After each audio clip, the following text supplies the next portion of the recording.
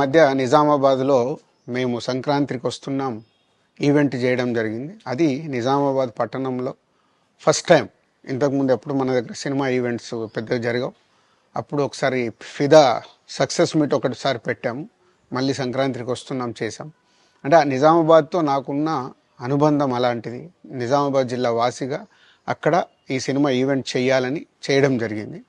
పోతే ఆ ఈవెంట్లో నేను మన కల్చర్లో ఉండే మన దావత్ గురించి, మటను తెలగలు గురించి సంబోధించాను. నేను ఆ మాటలలో తెలంగాణ వాళ్ళని నేను అవమానించానని, తెలంగాణ మీద హేళన చేశానని కొంతమంది మిత్రులు కామెంట్స్ చేసి సోషల్ మీడియాలో పెట్టారని తెలిసింది. నా ఉద్దేశం అదే స్పీచ్లో లాస్ట్లో చెప్పడం జరిగింది. తెలంగాణ మన కల్చరు, మన దావత్తు నేను మిస్ అవుతున్నాను. సంక్రాంతికి 2 సినిమాలు రిలీజ్ అయ్యాక మన తెలంగాణ కల్చర్ దావత్ని నాకు చేసుకోవాలని ఉందని. సో మన కల్చర్ని అభిమానిస్తాను నేను. అదే అర్థం చేసుకోకుండా దాన్ని కొందరు సోషల్ మీడియాలో రాద్ధాంతం చేస్తున్నారని తెలిసింది. నిజంగా మీరందరూ ఆ మాట వల్ల ఏదైనా హర్ట్ అయి ఉంటే నన్ను క్షమించండి. ఎందుకంటే నా ఉద్దేశం అది కాదు.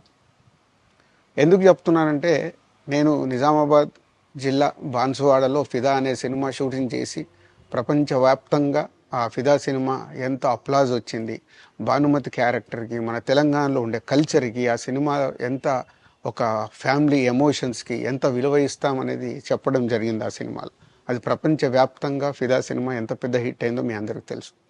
అలాగే బలగం అనే సినిమా తీసినప్పుడు తెలంగాణ సమాజం మొత్తం మమ్మల్ని అభినందించింది. తెలంగాణ ప్రజలందరూ ఆ సినిమాను ఆదరించి ఇది మా సినిమా అని గుండెలకు హత్తుకున్నారు. అన్ని రాజకీయ పార్టీలు ఆ సినిమాని అప్రిషియేట్ చేస్తూ మమ్మల్ని ప్రతి ఒక్క స్టేజ్ దగ్గర తీసుకెళ్ళి అభినందించారు, అన్ని రాజకీయ పార్టీలు. సో ఒక తెలంగాణ వాసిగా ఒక తెలంగాణని అభిమానించే నేను తెలంగాణని హేళన చేస్తానని ఎలా అనుకున్నారో నాకు తెలియదు. పోతే దాంట్లో ఏదైనా మీ కమ్యూనికేషన్లో తప్పుగా అర్థమైంటే నన్ను క్షమించండి. మీ మనోభావాలు ఆ కొందరు ఎవరైతే దెబ్బతిన్నాయని అనుకుంటున్నారో వాళ్ళందరికీ నా విజ్ఞప్తి, మీ మనోభావాలు దెబ్బతింటే నన్ను క్షమించండి. ఇప్పుడు నేను ఒక సినిమా ఇండస్ట్రీ ఫెటర్నీ నుంచి ఎఫ్డిసి చైర్మన్గా అయ్యాను. సో మీ అందరికి తెలుసది. సో ఇటు సినిమా ఇండస్ట్రీకి అటు ప్రభుత్వానికి మధ్యలో ఉంటూ సినిమా ఇండస్ట్రీకి అవసరపడ్డట్టుగా నేను అన్ని సహాయ సహకారాలు చేస్తూ ఈ హైదరాబాద్లో హెల్దీ వాతావరణము, తెలుగు సినిమాకి, తెలంగాణలో అభివృద్ధి చెందాలనుకునే యువతకి అందరికీ నేను ఉపయోగపడేలాగా ఉండాలి. మన అలాగే పవన్ కళ్యాణ్ గారు కూడా చెప్పారు, యూత్ చాలా ఉన్నారు, వాళ్ళందరికీ కూడా సినిమా ఇండస్ట్రీలో ఇష్టం ఉన్న వాళ్ళని అప్గ్రేడ్ చేసి చేయాలని. ఆ ప్రభుత్వంతో కూడా అక్కడ సినిమాలో కావాల్సిన అందరినీ డెవలప్ చేస్తూ వాళ్ళందరూ మళ్ళీ తెలుగు సినిమాకే, తెలంగాణలో నేర్చుకున్న, ఆంధ్రాలో నేర్చుకున్న వాళ్ళందరూ తెలుగు సినిమాకే ఉపయోగపడతారు.